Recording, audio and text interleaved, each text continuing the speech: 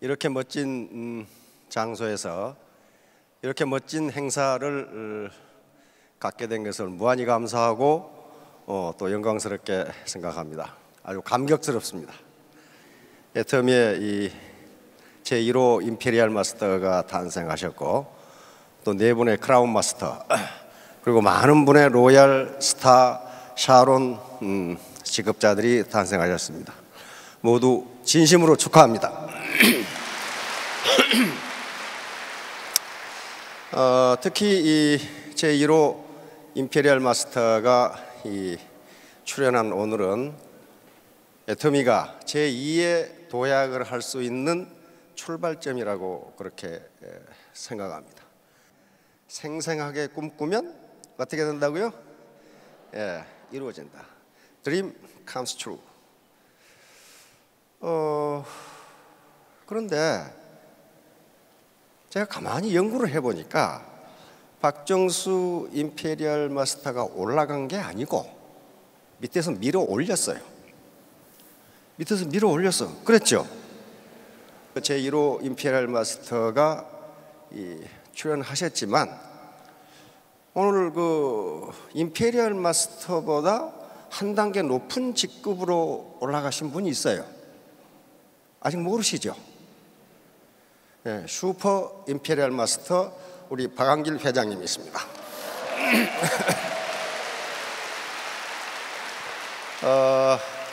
이렇게 멋진 회사를 만들어 주신 우리 박한길 회장님께 축하드리고 다시 한번 우레와 같은 큰 박수 딱.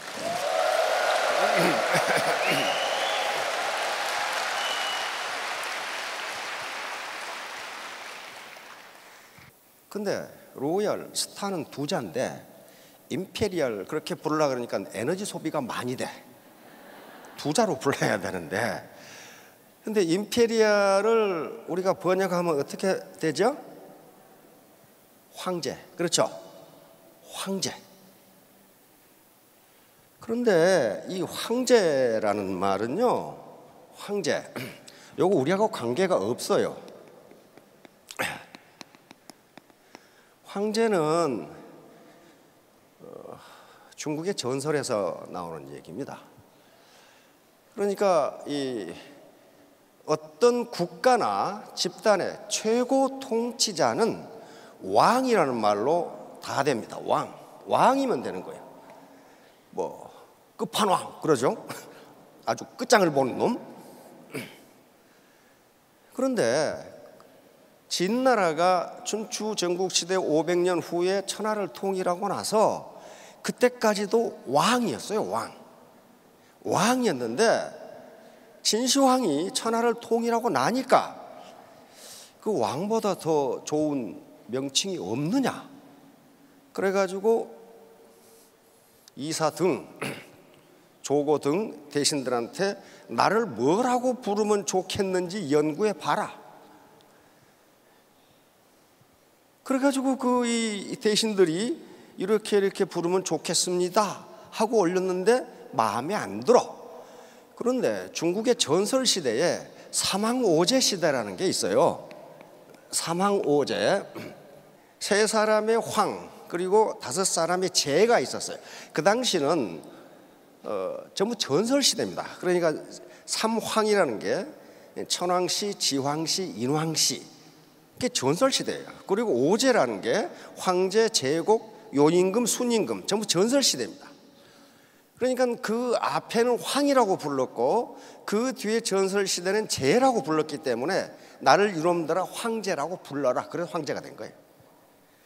그러니까 이 황제라는 명칭은 중국의 전설과 관계되는 그런 명칭입니다.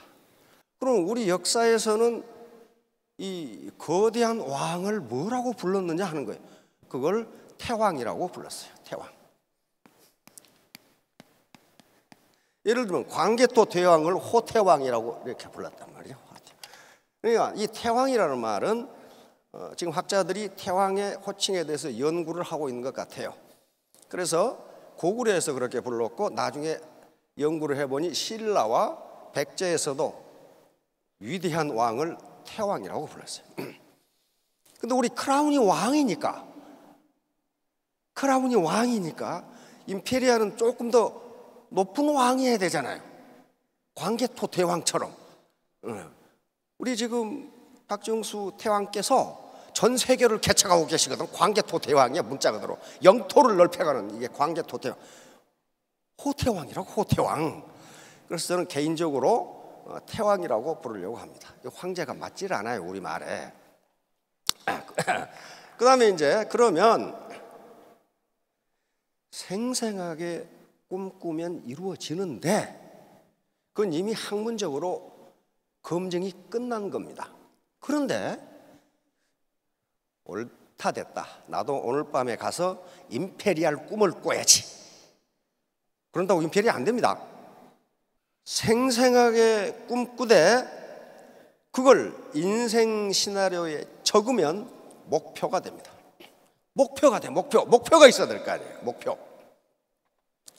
생생하게 꿈꾸되 그걸 인생 시나리오에 적으면 목표가 되고 그 목표를 바로 지금 임페리얼이 될 수 없으니 단계별로 나누어서 나는 다이아몬드는 언제, 샤론은 언제, 스타는 언제 이렇게 단계별로 나누면 그게 계획이 됩니다. 계획. 그리고 그 계획을 실천하면 꿈이 이루어집니다. 만약에 꿈꾸는 걸로 끝나버리면 그건 몽상이지 목표가 아니에요. 그러면 인생 시나리오에 적는다는 게 뭐냐 하면은요, 나는 임페리알이 돼야지. 이건 현재의식이라고 그래요. 현재의식. 현재의식이 잠재의식과 일치하지 않으면 중간에 그만둔다는 거예요. 맞아. 나는 반드시 될 거야. 그 과정이 뭐냐 하면 인생 시나리오를 쓰는 거예요. 인생 시나리오는 자기가 약속하는 거거든요. 그러면 계속 그 약속을 하면은 내 현재의식과 잠재의식이 일치하게 되는 거예요. 그러면 어떤 고난도 이겨낼 수 있다. 그래서 그 목표를 잡고 단계별로 나누면 그것이 계획이 돼요. 플랜, 계획이 되고 그 계획을 실천하면 꿈이 이루어져. 그런데 그 과정에서 제가 모두에 말씀드렸듯이 박정수 태왕께서 올라간 게 아니고 밑에서 밀어 올렸어요. 반드시 밀어 올리려면 하나의 힘이 필요한데 힘이 필요해. 그게 흡인력이에요. 흡인력. 이게 사람을 끌어당기는 힘이 필요해. 흡인력. 사람을 끌어당겨야 돼. 이걸 다른 말로 하면 매력이라고 그러고 다른 말로 하면 리더십이라고 그래요.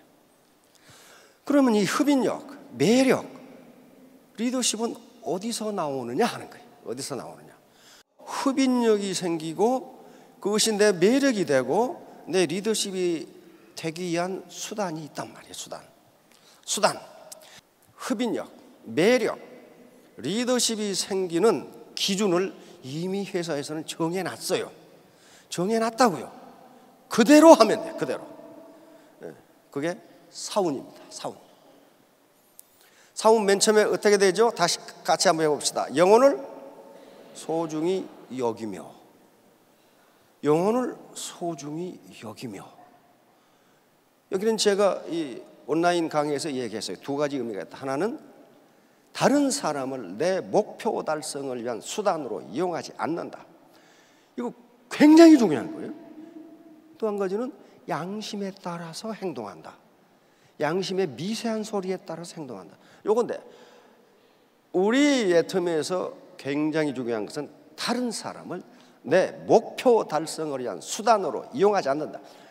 파트너들은요 그렇게 미련한 사람들이 아니에요.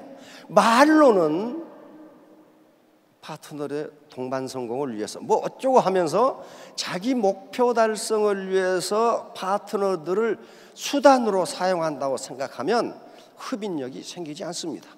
그럼 배척력이 생겨요. 배척력이 생겨. 굉장히 중요한 거예요. 자, 영혼을 소중히 여기며 다음 뭐라고 그랬어요? 생각을 경영한다. 생각을 경영하는 게 두 가지 의미가 있다. 하나는 비전을 창출한다는 것이고 또 하나는 합리적인 의사결정을 한다는 거예요. 비전, 이게 꿈이에요. 꿈, 드림, 꿈이라고요. 꿈인데 생각을 경외한다. 생생하게 꿈꾸고 그걸 인생 시나리오로 적어서 내 목표로 삼고, 그 다음에 그 단계를 나누어서 계획을 만들고 그걸 추진하면 내 생각이 이루어집니다. 그러니까 사원에 이미 다 정해놨어요. 그렇게 하면 된다고. 그 다음에 세 번째가 뭐예요? 믿음의 굳게 성령. 이게 나는 반드시 임페리얼 마스터가 몇 년 만에 되겠다, 이걸 굳게 믿는 거란 말이에요. 굳게. 그런데 학자들의 연구에 의하면 나는 임페리얼이 돼야지, 그렇게 해서 되는 게 아니라고 그래요. 반드시 그 현재의식이 잠재의식과 일치를 할 때 어떤 고난도 이겨낼 수 있다. 그게 믿음의 굳게 섭니다. 굳게 섰으니까 어때요? 아무리 폭풍이 불고 아주 몰상식하기 짝이 없는 파트너가 욕을 해도 안 움직이는 거예요. 그게 믿음의 굳게 섭니다. 사원의 결론은 뭡니까? 겸손이 나오죠. 겸손. 이게 애터미의 결론이에요. 겸손. 이 겸손하지 않으면요, 오만하면은 절대로 임페리얼이 아니라 샤론도 되기 힘들어요. 힘듭니다. 겸손이라는 게 결론이에요. 앞에 걸, 겸손하지 않은 사람이 어떻게 다른 사람의 영혼을 소중히 여깁니까? 그거 되지가 않아요. 겸손하지 않은 사람이 어떻게 믿음에 굳게 서요? 맨날 자기 이익만 따지는 사람이. 그렇지 않단 말이에요.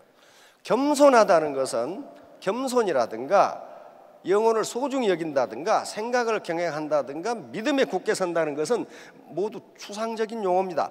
그것이 행동으로 나타나지 않으면 그건 증명이 되질 않아요. 그러니까 겸손이라는 것도 파트너의 의견을 들어주고 파트너의 애로사항을 알아주고 서로 소통, 원웨이 커뮤니케이션이 아니라 투웨이 커뮤니케이션이 이루어질 때 그 사람을 겸손하다, 이렇게 이야기합니다. 겸손하다. 그런데 가만히 보세요. 사원을 가만히 보세요. 우리가 가치를 본질적 가치와 도구적 가치로 나눕니다. 본질적 가치는 그 자체가 목적이 되는 가치예요. 그러니까 어떤 것을 실현하기 위한 수단이 아니고 그 자체가 목적이 되는 가치, 그 자체만으로도 인류 보편적 가치를 가지고 있는 것을 본질적 가치라고 그러는데, 우리 사원의 구성 요소를 가만히 보세요. 첫 번째 줄이 영혼입니다. 그렇죠? 영혼은요, 이건 그야말로 본질적 가치예요. 왜냐하면 창조주가 인간에게 집어넣어준 게 생기가 영혼이거든요. 본질적 가치라고요. 두 번째, 생각, 마찬가지죠. 본질적 가치. 믿음, 본질적 가치. 겸손, 본질적 가치. 그러면 사원이 의미한 말은 뭡니까? 본질적 가치를 추구하면 도구적 가치가 실현된다, 그런 말이에요. 지금 도구적 가치는 올 5천만 원, 이게 도구적 가치예요. 사원과 우리 애터미가 지향하는 비전이 전부 본질적 가치로 되어 있어요. 그러니까 스타트가 사원의 본질적 가치고 중간이 5천만 원이라는 도구적 가치고 마지막으로 실현하려고 하는 것이 뭐예요? 균형 잡힌 삶이에요. 그렇잖아요. 5천만 원 벌어서 잘 먹고 잘 살자, 그게 아니란 말이에요. 최종적인 비전이 균형 잡힌 삶이에요. 근데 균형 잡힌 삶의 구성 요소 4가지가 어떻게 돼 있어요? 그 자체가 본질적 가치예요. 잘 살고 배우고, 배움의 끝이 있어요? 없어요. 그 배운다는 것 자체가 본질적 가치라고요. 사랑하고, 사랑의 끝이 있습니까? 없어요. 본질적 가치는요, 아무리 그걸 사용해도 탕진되지가 않고 아무리 소비해도 욕망의 포화 상태에 이르지가 않아요. 내가 배웠는데 이제 이 정도 배웠으면 됐다, 그런 게 없다고요. 아인슈타인이 말한 것처럼 나는 배우면 배울수록 모르는 게 더 많다, 그 사실입니다. 세 번째, 사랑하며. 사랑이 끝이 있습니까? 없어요. 끝이 없어요. 사랑하면 사랑할수록 더 큰 사랑, 사랑을 받으면 받을수록 더 큰 사랑이 필요해. 그것도 본질적 가치, 사랑이란 그 본질적 가치입니다. 마지막으로 사회에 기여한다. 내 이웃에 기여하고 지역사회에 기여하고 결국은 우리나라 전 세계에 기여하는 거. 이게 어디 끝이 있냐고요. 끝이 없어요. 그러므로 애터미는 사운에서 본질적 가치를 추구함으로써 5천만 원이라는 도구적 가치를 실현하려고 하고 있고, 이 도구적 가치를 통해서 다시 균형 잡힌 삶이라고 하는 본질적 가치를 최종 목표로 두고 있어요. 만약에 5천만 원이 최종 목표라면은 어떻게 되겠어요? 5천만 원 달성하고 나면은 여기 계시는 임페리알, 그 다음에 크라운, 로얄들은 지금 집에서 룰루랄라 하고 계셔야 돼. 다 달성된 분들이에요 지금. 그런데 여기까지 나와가지고 이렇게 후원하고 도와주고 같이 참여하고, 이게 뭐예요? 본질적 가치는 욕망의 포화 상태에 이르지 않는다. 아무리 소비해도 탕진되지 않는다. 그게 행동하게 만드는 힘입니다. 만약에 도구적 가치가 최종 목표라면은 반드시 욕망의 포화 상태에 이르러서 아이고 나 이제 5천만 원 됐는데 내가 뭘 후원을 해, 귀찮게 시리 내가 왜 가서 환영사를 해, 이렇게 돼버려요. 그런데 잘 살고 배우고 사랑하고 지역사회, 세계에 기여하는 게 어디 끝이 있냐고. 한없이 해도 내 행동을 계속 유발한단 말이에요. 모티베이션이 계속돼. 따라서 목표는 5천만 원이 목표지만은 비전은 균형 잡힌 삶이에요. 균형 잡힌 삶을 살면은 어떻게 됩니까? 존경을 받습니다. 존경을 받아요. 잘 살고 배우고 사랑하고 기여하는 거예요. 기여는 여러 가지죠. 파트너에게 기여하는 거, 애터미에 기여하는 거. 이 100년 가도록 하려면 기여해야 돼요. 우리나라에 기여하는 것, 세계에 기여하는 것. 이거 어떻게 탕진되냐고요. 어떻게 이거 포화 상태에 이르냐고요. 자, 결론을 맺도록 하겠습니다. 애터미 사운을 매일 우리가 미팅 있을 때마다 외치는데 그걸 자기 내면화 시키세요. 왜냐하면 이게 여러분들을 월 5천만 원 도구적 가치를 실현하는 이게 원동력이, 엔진이 됩니다. 그리고 5천만 원을 실현하고 나서 내가 존경받는 리더가 되는 데는 균형 잡힌 삶이라는 본질적 가치를 추구하면 누구나 존경받을 수 있습니다. 네, 여러분 모두 임페리얼 마스터가 되시기 바랍니다. 다시 한번 축하합니다. 감사합니다.